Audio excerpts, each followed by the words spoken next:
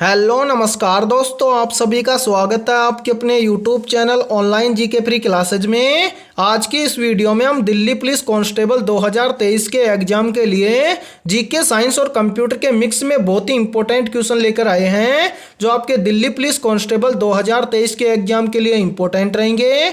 और यह हमारा जीके साइंस और कंप्यूटर का मॉडल पेपर नंबर 12 होने वाला है। इससे पहले हम 11 मॉडल पेपर करवा चुके हैं, जिनको अभी तक आपने नहीं देखा है तो इन 11 मॉडल पेपरों का अलग से प्लेलिस्ट बना हुआ है, वहां से जाकर आप इन 11 मॉडल पेपरों को देख सकते हैं। और आज के इस 12वें मॉडल पेपर को भी आपको कंप्लीट देखना है, क्योंकि इस 12वें मॉडल पेपर के एंड में आपको बताना है कि आपके टोटल कितने क्वेश्चन सही होते हैं। तो चलिए शुरू करते हैं हमारे इस दिल्ली पुलिस कांस्टेबल 2023 के एग्जाम के लिए 12वें मॉडल पेपर को बिना देरी के। फर्स्ट क्वेश्चन है आप सभी के सामने, प्रधानमंत्री रोजगार योजना की शुरुआत किस वर्ष हुई थी? ऑप्शन ए है 1989 में, ऑप्शन बी है 2006 में, ऑप्शन सी है 1993 में और ऑप्शन डी है 2001 में। तो इन चारों में से आपको करेक्ट आंसर बताना है कि प्रधानमंत्री रोजगार योजना की शुरुआत किस वर्ष हुई थी। तो यहाँ पर देखो करेक्ट आंसर हो जाएगा सभी का ऑप्शन है सी, यानी कि प्रधानमंत्री रोजगार योजना की शुरुआत हुई थी 1993 के अंदर। तो करेक्ट आंसर हो जाएगा सभी का ऑप्शन है सी। तो चलिए अगला प्रश्न देखते हैं। सेकंड प्रश्न है आप सभी के सामने, निम्नलिखित में से आर्य समाज के संस्थापक कौन थे?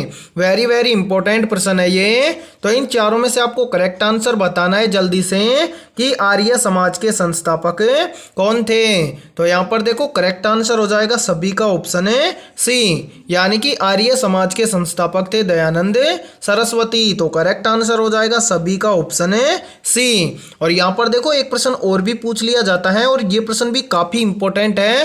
पूछ लिया जाता है कि ब्रह्म समाज के संस्थापक कौन थे? तो याद रखना ब्रह्म समाज के संस्थापक कौन थे। तो यहां पर देखो करेक्ट आंसर हो जाएगा कि ब्रह्म समाज के संस्थापक थे राजा राम मोहन राय। और यहां पर देखो एक प्रश्न और भी पूछ लिया जाता है कि सत्यशोधक समाज के संस्थापक कौन थे? तो याद रखना सत्यशोधक समाज के संस्थापक थे ज्योतिबा फूले।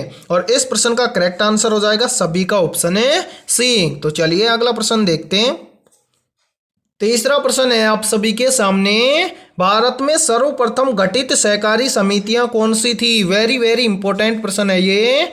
ऑप्शन ए है कृषि सहकारी समितियां थी, ऑप्शन बी है दूध सहकारी समितियां थी, ऑप्शन सी है चीनी सहकारी समितियां थी और ऑप्शन डी है वस्त्र सहकारी समितियां थी। तो इन चारों में से आपको करेक्ट आंसर बताना है सभी को कमेंट सेक्शन के अंदर है कि भारत में सर्वप्रथम गठित सहकारी समितियां कौन सी थी। तो यहाँ पर देखो सभी का करेक्ट आंसर हो जाएगा ऑप्शन है ए, यानी कि भारत में सर्वप्रथम गठित सहकारी समितियां थी कृषि सहकारी समितियां। तो करेक्ट आंसर हो जाएगा सभी का ऑप्शन है ए। तो चलिए अगला प्रश्न देखते हैं। चौथा प्रश्न है आप सभी के सामने, दिल्ली में स्थित मुगल गार्डन का नाम बदलकर क्या कर दिया गया है? ऑप्शन ए है अमृत उद्यान, ऑप्शन बी है अमृतपुरम, ऑप्शन सी है देव उद्यान और ऑप्शन डी है देवपुरा। तो इन चारों में से आपको करेक्ट आंसर बताना है सभी को कि दिल्ली में स्थित मुगल गार्डन का नाम बदल कर क्या कर दिया है। तो यहाँ पर देखो सभी का करेक्ट आंसर हो जाएगा ऑप्शन है ए, यानी कि जो दिल्ली के अंदर स्थित मुगल गार्डन है उसका नाम बदलकर अमृत उद्यान कर दिया गया है। तो करेक्ट आंसर हो जाएगा सभी का ऑप्शन है ए। तो चलिए अगला प्रश्न देखते हैं। पांचवा प्रश्न है आप सभी के सामने, नवंबर 2022 में गांधी मंडेला पुरस्कार से किसे सम्मानित किया गया है? वेरी वेरी इंपॉर्टेंट प्रश्न है ये। ऑप्शन ए है शेख हसीना को, ऑप्शन बी है दलाई लामा को, ऑप्शन सी है नरेंद्र मोदी को और ऑप्शन डी है राजनाथ सिंह को। तो इन चारों में से आपको करेक्ट आंसर बताना है कि नवंबर 2022 में गांधी मंडेला पुरस्कार से किसे सम्मानित किया गया है। तो यहाँ पर देखो करेक्ट आंसर हो जाएगा सभी का ऑप्शन है बी, यानी कि नवंबर 2022 में गांधी मंडेला पुरस्कार से सम्मानित किया गया था दलाई लामा को। तो करेक्ट आंसर हो जाएगा सभी का ऑप्शन है बी। और यदि ये वीडियो आपको पसंद आ रही है तो एक बार इस वीडियो को जल्दी से लाइक कर दो, और चैनल पर यदि आप पहली बार जुड़े हो तो चैनल को कर लो सब्सक्राइब और बेल आइकन को प्रेस करना, ताकि आने वाली नई वीडियो का नोटिफिकेशन भी सबसे पहले आपको देखने को मिले। तो चलिए अगला प्रश्न देखते हैं।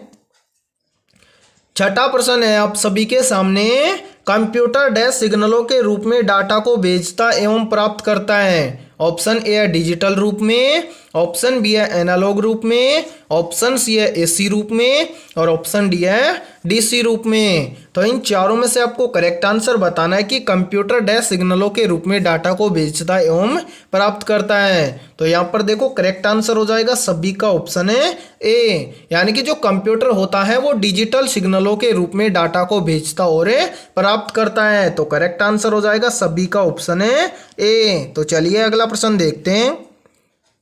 सातवां प्रश्न है आप सभी के सामने, इंटरनेट में प्रयुक्त होने वाली लैंग्वेज कौन सी है। ऑप्शन ए है सी, ऑप्शन बी है जावा, ऑप्शन सी है सी प्लस प्लस, और ऑप्शन डी है इनमें से कोई नहीं। तो इन चारों में से आपको करेक्ट आंसर बताना है कि इंटरनेट में प्रयुक्त होने वाली लैंग्वेज कौन सी है। तो यहाँ पर देखो करेक्ट आंसर हो जाएगा सभी का ऑप्शन है बी, यानी कि इंटरनेट में प्रयुक्त होने वाली लैंग्वेज है जावा। तो करेक्ट आंसर हो जाएगा सभी का ऑप्शन है बी। तो चलिए अगला प्रश्न देखते हैं। आठवां प्रश्न है आप सभी के सामने, निम्नलिखित में से कौन डाटा को स्थायी रूप से संग्रहित नहीं करता है। ऑप्शन ए है रैम, ऑप्शन बी है रोम, ऑप्शन सी है हार्ड डिस्क, और ऑप्शन डी है फ्लॉपी डिस्क। तो इन चारों में से आपको करेक्ट आंसर बताना है कि इनमें से कौन डाटा को स्थायी रूप से संग्रहित नहीं करता है। तो यहाँ पर देखो करेक्ट आंसर हो जाएगा सभी का ऑप्शन है ए, यानी कि जो कंप्यूटर के अंदर जो रैम मेमोरी होती है ये डाटा को स्थायी रूप से संग्रहित नहीं करती है। तो करेक्ट आंसर हो जाएगा सभी का ऑप्शन है ए। तो चलिए अगला प्रश्न देखते हैं।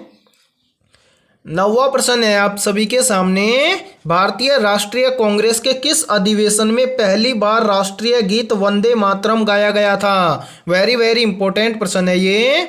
ऑप्शन ए है 1857 का मद्रास अधिवेशन में, ऑप्शन बी है 1888 का इलाहाबाद अधिवेशन में, ऑप्शन सी है 1960 का सूरत अधिवेशन में, और ऑप्शन डी है 1896 का कोलकाता अधिवेशन में। तो इन चारों में से आपको करेक्ट आंसर बताना है कि किस कांग्रेस अधिवेशन के अंदर पहली बार वंदे मातरम गीत गाया गया था। तो यहाँ पर देखो करेक्ट आंसर हो जाएगा सभी का ऑप्शन है डी, यानी कि भारतीय राष्ट्रीय कांग्रेस का जो 1896 के अंदर जो कोलकाता अधिवेशन हुआ था उसके अंदर पहली बार राष्ट्रीय गीत वंदे मातरम में गाया गया था। तो करेक्ट आंसर हो जाएगा सभी का ऑप्शन है डी। तो चलिए अगला प्रश्न देखते हैं। 10वां प्रश्न है आप सभी के सामने, लाल रक्त कण का निर्माण कहाँ होता है। या फिर देखो इस प्रश्न को ऐसे भी पूछ लिया जाता है कि आरबीसी का निर्माण कहाँ पर होता है। ऑप्शन ए है हृदय में, ऑप्शन बी है लाल अस्थि मज्जा में, ऑप्शन सी है लसिका में, और ऑप्शन डी है पीत अस्थि मज्जा में। तो इन चारों में से आपको करेक्ट आंसर बताना है कि आरबीसी का निर्माण कहाँ पर होता है। तो यहाँ पर देखो एक छोटा सा हिंट दे देता हूँ, जो लाल रक्त कणिका होता है उसका निर्माण होता है अस्थि मज्जा के अंदर। अब किस अस्थि मज्जा के अंदर होता है ये आपको कमेंट सेक्शन के अंदर बताना है। तो यहाँ पर देखो सभी का करेक्ट आंसर हो जाएगा ऑप्शन है बी, यानी कि आरबीसी का निर्माण होता है लाल अस्थि मज्जा के अंदर। तो करेक्ट आंसर हो जाएगा सभी का ऑप्शन है बी। और यहाँ पर देखो काफी बार एग्जाम के अंदर पूछ लिया जाता है कि आरबीसी का जीवन काल कितने दिन का होता है। तो यहाँ पर देखो याद रखना आरबीसी का जीवन काल होता है 120 दिन का, और इस प्रश्न का करेक्ट आंसर हो जाएगा सभी का ऑप्शन है बी। तो चलिए अगला प्रश्न देखते हैं। 11वां प्रश्न है आप सभी के सामने, कशेरुक दंड में हड्डियों की कुल संख्या पाई जाती है। या फिर देखो इस प्रश्न को ऐसे भी बोल दिया जाता है कि कशेरुक दंड में हड्डियों की कुल संख्या कितनी होती है। ऑप्शन ए है 63, ऑप्शन बी है 52, ऑप्शन सी है 42, और ऑप्शन डी है 33 है। तो इन चारों में से जल्दी से बताओ करेक्ट आंसर क्या हो जाएगा। यहाँ पर देखो आपसे पूछा गया है कि कशेरुक दंड में कुल हड्डियां कितनी पाई जाती हैं। तो यहाँ पर देखो करेक्ट आंसर हो जाएगा सभी का ऑप्शन है डी, यानी कि कशेरुक दंड के अंदर जो हड्डियां पाई जाती हैं वो पाई जाती हैं 33। तो करेक्ट आंसर हो जाएगा सभी का ऑप्शन है डी। तो चलिए अगला प्रश्न देखते हैं। 12वां प्रश्न है आप सभी के सामने, मानव शरीर में रक्त कहाँ शुद्ध होता है। ऑप्शन ए है हृदय में, ऑप्शन बी है फेफड़ों में, ऑप्शन सी है वक्रक में और ऑप्शन डी है धमनी में। तो इन चारों में से आपको करेक्ट आंसर बताना है कि मानव शरीर में रक्त कहाँ शुद्ध होता है। तो यहाँ पर देखो सभी का करेक्ट आंसर हो जाएगा ऑप्शन है सी, यानी कि मानव शरीर के अंदर जो वक्रक यानी कि किडनियां होती हैं वहां पर होता है रक्त शुद्ध। तो करेक्ट आंसर हो जाएगा सभी का ऑप्शन है सी। तो चलिए अगला प्रश्न देखते हैं। 13वां प्रश्न है आप सभी के सामने, अजंता की गुफाएं भारत के किस राज्य में स्थित हैं। ऑप्शन ए है कर्नाटक में, ऑप्शन बी है उत्तर प्रदेश में, ऑप्शन सी है तमिलनाडु में और ऑप्शन डी है महाराष्ट्र में। तो इन चारों में से आपको करेक्ट आंसर बताना है कि अजंता की गुफाएं भारत के किस राज्य में स्थित हैं। तो यहाँ पर देखो करेक्ट आंसर हो जाएगा सभी का ऑप्शन है डी, यानी कि अजंता की गुफाएं भारत के महाराष्ट्र राज्य के अंदर स्थित हैं। तो करेक्ट आंसर हो जाएगा सभी का ऑप्शन है डी। तो चलिए अगला प्रश्न देखते हैं। 14वां प्रश्न है आप सभी के सामने, हर्यक वंश का संस्थापक कौन है। ऑप्शन ए है अजातशत्रु, ऑप्शन बी है हर्षवर्धन, ऑप्शन सी है बिंबिसार और ऑप्शन डी है घनानंद। तो इन चारों में से आपको करेक्ट आंसर बताना है कि हर्यक वंश का संस्थापक कौन है। तो यहाँ पर देखो सभी का करेक्ट आंसर हो जाएगा ऑप्शन है सी, यानी कि हर्यक वंश का संस्थापक है बिंबिसार। तो करेक्ट आंसर हो जाएगा सभी का ऑप्शन है सी। और इस वीडियो को एंड तक देखना है क्योंकि आज की इस वीडियो के अंदर जीके, साइंस और कंप्यूटर के बहुत ही इंपॉर्टेंट क्वेश्चन होंगे जो आपके दिल्ली पुलिस कांस्टेबल 2023 के एग्जाम के लिए इंपॉर्टेंट रहेंगे। और आपके जितने भी दोस्त दिल्ली पुलिस के एग्जाम की तैयारी करते हैं तो उनके पास भी इस वीडियो को ज्यादा से ज्यादा शेयर करें। तो चलिए अगला प्रश्न देखते हैं। 15वां प्रश्न है आप सभी के सामने, अमरनाथ गुफा भारत के किस राज्य में स्थित है। वेरी वेरी इजी प्रश्न है ये और इस प्रश्न का आंसर सभी को कमेंट सेक्शन के अंदर बताना है। ऑप्शन ए है जम्मू कश्मीर के अंदर स्थित है, ऑप्शन बी है दिल्ली में स्थित है, ऑप्शन सी है उत्तराखंड में स्थित है और ऑप्शन डी है हिमाचल प्रदेश में स्थित है। तो यहाँ पर देखो इन चारों में से करेक्ट आंसर क्या हो जाएगा। तो यहाँ पर देखो अमरनाथ की गुफा भारत के कहाँ पर स्थित है, जम्मू कश्मीर राज्य के अंदर स्थित है। तो करेक्ट आंसर हो जाएगा सभी का ऑप्शन है ए। तो चलिए अगला प्रश्न देखते हैं। 16वां प्रश्न है आप सभी के सामने, विटामिन डी का रासायनिक नाम क्या है। तो इन चारों में से आपको करेक्ट आंसर बताना है कमेंट सेक्शन के अंदर है कि विटामिन डी का रासायनिक नाम है क्या होता है। तो यहाँ पर देखो विटामिन से संबंधित पहले प्रश्न ऐसे पूछा जाता था कि विटामिन डी की कमी से कौन सा रोग होता है, विटामिन ए की कमी से कौन सा रोग होता है। लेकिन यहाँ पर आपसे पूछा गया है कि विटामिन डी का रासायनिक नाम क्या है। तो यहाँ पर देखो सभी का करेक्ट आंसर हो जाएगा ऑप्शन है डी, यानी कि विटामिन डी का रासायनिक नाम होता है कैल्सीफेरोल। तो करेक्ट आंसर हो जाएगा सभी का ऑप्शन है डी। तो यहां पर देखो एक प्रश्न का आंसर सभी स्टूडेंट को कमेंट सेक्शन के अंदर बताना है कि विटामिन डी की कमी से कौन सा रोग होता है। इस प्रश्न का आंसर जो भी स्टूडेंट कमेंट सेक्शन के अंदर देगा उसका नाम अगली वीडियो के अंदर सबसे पहले लिया जाएगा। तो चलिए अगला प्रश्न देखते हैं। 17वां प्रश्न है आप सभी के सामने, किस संशोधन अधिनियम द्वारा संपत्ति के अधिकार को मौलिक अधिकारों से हटा दिया गया है। तो इन चारों में से आपको करेक्ट आंसर बताना है कि किस संशोधन अधिनियम के द्वारा संपत्ति के अधिकार को मौलिक अधिकारों से हटा दिया गया है। तो यहाँ पर देखो सबसे पहले तो यहाँ पर समझो कि हमारे पास मौलिक अधिकार कितने हैं। तो यहाँ पर देखो पहले हमारे पास मौलिक अधिकार थे 7, लेकिन बाद में एक अधिकार यानी कि संपत्ति के अधिकार को हटा दिया गया। तो यहाँ पर देखो 7 में से एक अधिकार को हटा दिया गया, उसके बाद में वर्तमान में हमारे पास मौलिक अधिकार हैं 6। और यहां पर देखो आपसे पूछा गया है कि किस संशोधन अधिनियम द्वारा संपत्ति के अधिकार को मौलिक अधिकारों में से हटा दिया गया था। तो यहाँ पर देखो इन चारों में से करेक्ट आंसर हो जाएगा सभी का ऑप्शन है सी, यानी कि जो 44वां संशोधन अधिनियम था इसके द्वारा संपत्ति के अधिकार को मौलिक अधिकारों से हटा दिया गया था। तो करेक्ट आंसर हो जाएगा सभी का ऑप्शन है सी। और याद रखना वर्तमान में हमारे पास मौलिक अधिकार हैं 6, ठीक है, एक को हटा दिया गया है, कौन से को, संपत्ति के अधिकार को। किस संशोधन के अधिनियम के अंतर्गत है, तो 44वां संशोधन अधिनियम है, इसके अंतर्गत संपत्ति के अधिकार को हटा दिया गया है। तो करेक्ट आंसर हो जाएगा सभी का ऑप्शन है सी। तो चलिए अगला प्रश्न देखते हैं। 18वां प्रश्न है आप सभी के सामने, तीजन बाई का संबंध किस नृत्य शैली से है। तो इन चारों में से आपको करेक्ट आंसर बताना है, कमेंट सेक्शन के अंदर है कि तीजन बाई का संबंध किस नृत्य शैली से है। तो यहाँ पर देखो इन चारों में से करेक्ट आंसर हो जाएगा सभी का ऑप्शन है सी, यानी कि तीजन बाई का संबंध है पांडवानी नृत्य शैली से। तो करेक्ट आंसर हो जाएगा सभी का ऑप्शन है सी। तो चलिए अगला प्रश्न देखते हैं। 19वां प्रश्न है आप सभी के सामने, लाइट पेन और जॉयस्टिक किसका उदाहरण है। वेरी वेरी इंपॉर्टेंट प्रश्न है ये। यहाँ पर देखो आपसे पूछा गया है कि लाइट पेन और जॉयस्टिक किसका उदाहरण है। ऑप्शन ए है आउटपुट डिवाइस का, ऑप्शन बी है इनपुट डिवाइस का, ऑप्शन सी है एल्गोरिथम का और ऑप्शन डी है यूपीएस का। तो इन चारों में से आपको करेक्ट आंसर बताना है कि लाइट पेन और जॉयस्टिक किसका उदाहरण है। तो यहाँ पर देखो सभी का करेक्ट आंसर हो जाएगा ऑप्शन है बी, यानी कि जो लाइट पेन और जॉयस्टिक है ये इनपुट डिवाइस के उदाहरण हैं। तो करेक्ट आंसर हो जाएगा सभी का ऑप्शन है बी। तो चलिए अगला प्रश्न देखते हैं। 20वां प्रश्न है आप सभी के सामने, रो और कॉलम से निर्मित भाग को क्या कहा जाता है। ऑप्शन ए है बग, ऑप्शन बी है ब्राउजर, ऑप्शन सी है सेल और ऑप्शन डी है डाटाबेस। तो इन चारों में से आपको करेक्ट आंसर बताना है कि रो और कॉलम से निर्मित भाग को क्या कहा जाता है। तो यहाँ पर देखो सभी का करेक्ट आंसर हो जाएगा ऑप्शन है सी, यानी कि रो और कॉलम से निर्मित भाग को कहा जाता है सेल। तो करेक्ट आंसर हो जाएगा सभी का ऑप्शन है सी। तो चलिए अगला प्रश्न देखते हैं।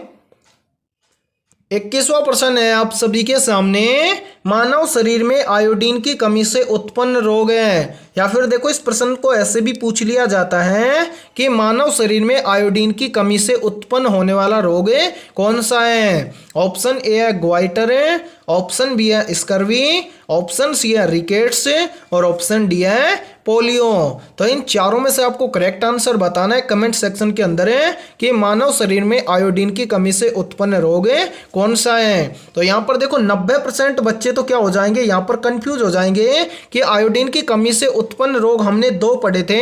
एक तो पढ़ा था हमने गलगंड रोग और एक पढ़ा था घेंगा रोग, लेकिन उन दोनों का जिक्र यहाँ पर नहीं किया गया है। तो यहाँ पर देखो तीसरा क्या हो जाएगा करेक्ट आंसर, ये आपको बताना है। तो यहाँ पर देखो सभी का करेक्ट आंसर हो जाएगा ऑप्शन है ए, यानी कि मानव शरीर में आयोडीन की कमी से उत्पन्न रोग है गवाइटर। तो करेक्ट आंसर हो जाएगा सभी का ऑप्शन है ए, यानी कि गलगंड और घेंगा रोग के अलावा आयोडीन की कमी से उत्पन्न रोग है गवाइटर। तो करेक्ट आंसर हो जाएगा सभी का ऑप्शन है ए। तो इस प्रश्न को आप नोट कर लेना, कंफ्यूज नहीं होना है, ठीक है। तो चलिए अगला प्रश्न देखते हैं।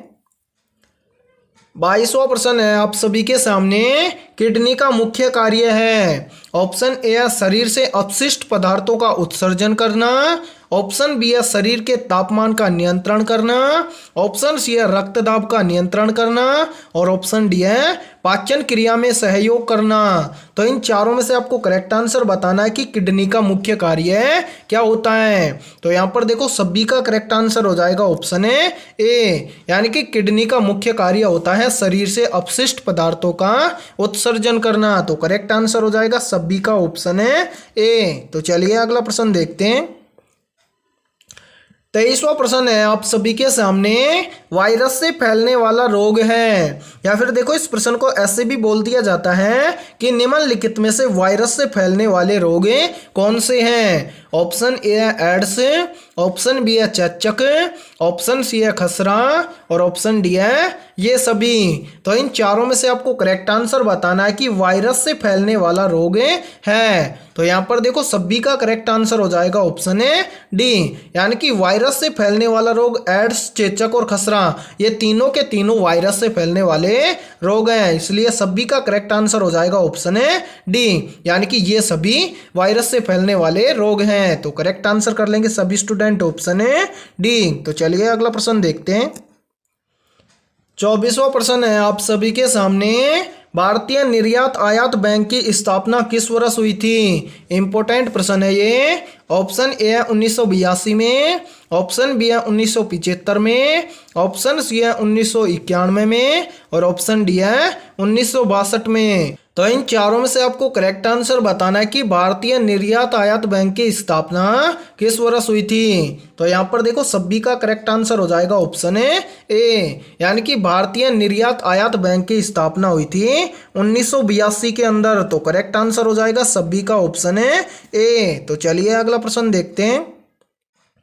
25वां प्रश्न है आप सभी के सामने, नागा अर्जुन सागर प्रोजेक्ट किस नदी पर स्थित है? ऑप्शन ए है गोदावरी नदी पर है, ऑप्शन बी है गंगा नदी पर है, ऑप्शन सी है नर्मदा नदी पर है और ऑप्शन डी है कृष्णा नदी पर है। तो इन चारों में से आपको करेक्ट आंसर बताना है कि नागा अर्जुन सागर प्रोजेक्ट किस नदी पर है स्थित है। तो यहाँ पर देखो सभी का करेक्ट आंसर हो जाएगा ऑप्शन है डी, यानी कि नागा अर्जुन सागर प्रोजेक्ट कृष्णा नदी पर स्थित है। तो करेक्ट आंसर हो जाएगा सभी का ऑप्शन है डी। तो आज की इस वीडियो में इतना ही। वीडियो पसंद आई है तो इस वीडियो को जल्दी से लाइक कर दो और चैनल पर यदि आप पहली बार जुड़े हो तो चैनल को कर लो सब्सक्राइब और बेल आइकन को प्रेस करना, ताकि आने वाली नई वीडियो का नोटिफिकेशन भी सबसे पहले आपको देखने को मिले। और आज की इस वीडियो में हम जीके, साइंस और कंप्यूटर के 25 बहुत ही इंपॉर्टेंट क्वेश्चन करवाए हैं। इन 25 में से आपके कितने क्वेश्चन सही हुए हैं सभी को कमेंट सेक्शन में बताना है। और जिस भी अभ्यर्थी के 23+ क्वेश्चन सही हुए हैं उनकी तैयारी बेहतर है। तो फिर मिलते हैं ऐसे इंपॉर्टेंट क्वेश्चनों के साथ सुबह 8 बजे।